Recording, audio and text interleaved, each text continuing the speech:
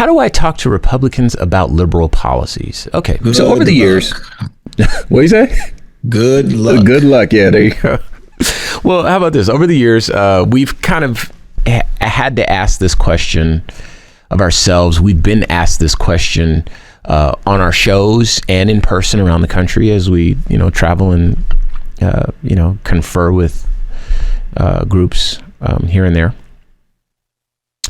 And, I've espoused philosophies ranging from, black people to, everybody deserves some forgiveness and everything in between, and it's all depending on circumstances and what you're trying to accomplish and what you're up against and all that sort of stuff. But suffice it to say that everything is on the menu right now. So Q and I are going to come to this conversation. Well, I'll speak for me because, but I think that Q and I will both come to this conversation, and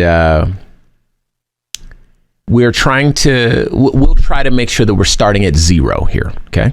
So if you're talking to a Republican, not necessarily conservative, but a Republican, like a proud Republican who's proud of the party and what's going on right now in the country, you want to talk to this person about liberal policies and why they make sense in the real world. How do you communicate with this person? So we have to assume that this person that you're talking to, this Republican individual, is a decent person, well-intentioned. They don't consider themselves racist. They might be, but they don't consider themselves that. In other words, they would push back if you were to call them that.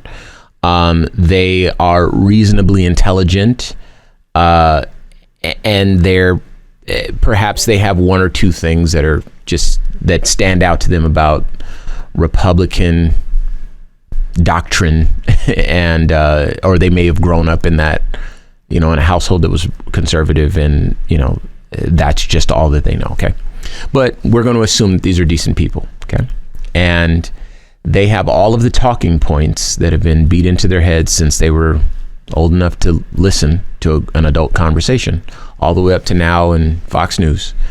And you are approaching this person talking about liberal policies. So I'll start.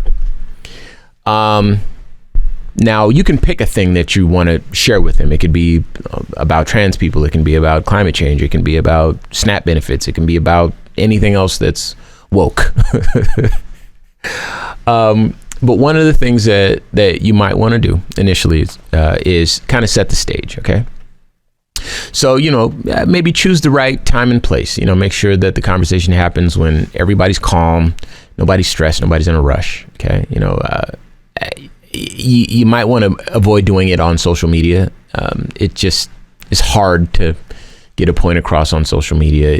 Do it one-on-one with a person where there's no audience looking, or if there is, make sure that everybody is comfortable with that setting. Okay. Make sure you state your intentions. Be very clear about what you want to. Make sure you're clear that you want to understand their perspective first of all, and you want to share theirs, or you want them to share theirs, and you want to share yours, but not that you want to change their mind, because I think that automatically gets people's defenses up. You got to make sure that there's some ground rules. You agree on sort of the basic rules. Everyone has the same amount of time to speak, or let's not make it personal, or let's keep it focused on this issue, because a lot of times people will jump around and, it's hard to keep track of all that. So make sure you have your ground rules established. Okay. And then this is something that I've gotten good at. Acknowledge your own perspective, maybe your own biases, right? My biases are very much, I believe in the live and let live philosophy. I think that we're better together. I think that loving people and sharing with people is the happiest that we can be. And in fact, there's scientific arguments to that end, and so forth. And I think that if a government is going to step in and do something for the people, it should be consistent with human nature, which is fellowship and protection and, making sure that we're all okay, and human beings to me includes Homo sapiens sapiens. It doesn't matter how they pray or who they love or what color they are or anything superficial like that. Those are my biases, right? you acknowledge your own. You start by saying, generally speaking, what your political stance is, what perspective you're coming from, etc. So that everyone knows and you're not sneak attacking, and they can't use it against you. Okay. Now, once you're talking, you want to try to establish and focus on some things that you share with this person. Q's really good at this.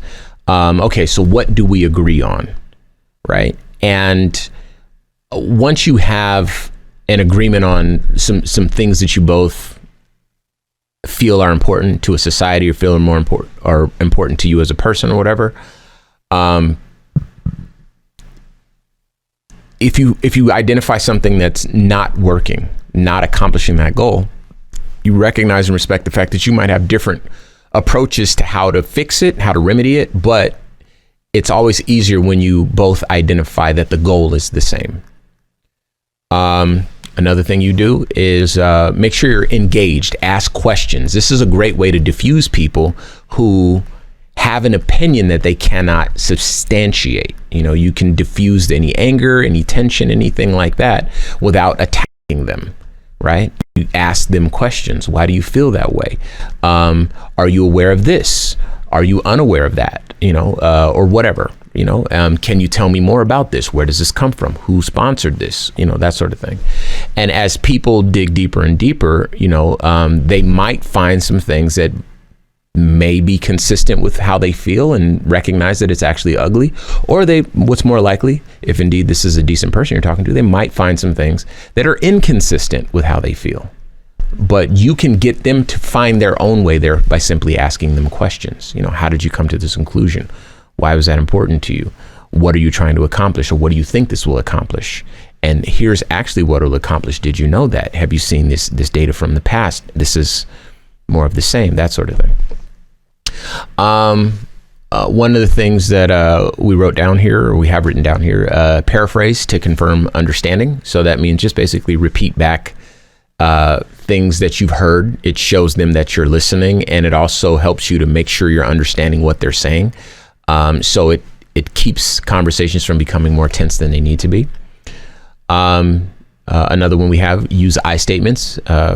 In other words, frame your views using personal experience rather than a definitive truth. Now, you're not going to get away from that. You're going to have to share truth and data.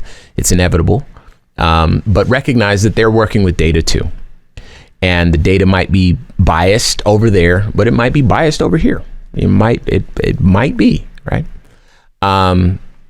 These things are not impossible, right? But when you frame the language around I, me, this is what I've lived through, this is what I've seen, this is why I feel this way, blah, blah, blah, it helps kind of to sell it a bit. It's another thing you might want to do is reframe arguments to their values. Again, when explaining your views, you can try to connect them to values that Republicans typically hold.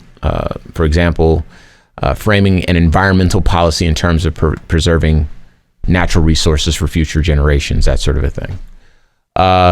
Again, make sure to avoid labels, avoid personal attacks, don't want to use inflammatory language, don't call them anti-immigrant or Bible thumper, that sort of thing.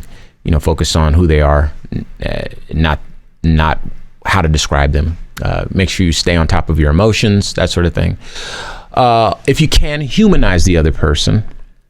Again, we're giving a lot of grace here because I know it's frustrating. We know more than anybody. But make sure you remember you're talking to a human. Again, if you meet them as your brother, your sister, fellow Homo sapien, however you choose to identify this person, recognize that humans are gullible. Ramses is gullible too. I'll speak for myself. Humans can be tricked. Ramses can be tricked too. I know this. Humans can be lied to. Humans can think they're doing the right thing and be the wrong thing. Okay. So these are humans that you're talking to. If it can happen to me, it can happen to them. It can happen to you too. Focus on the issues. And most importantly, be very patient, because it's a lot for people to let go of long held beliefs. Even in a moment where they're being challenged, they might fight back saying some crazy stuff, but just know it's a process and it takes time. Have patience. I hope that helps.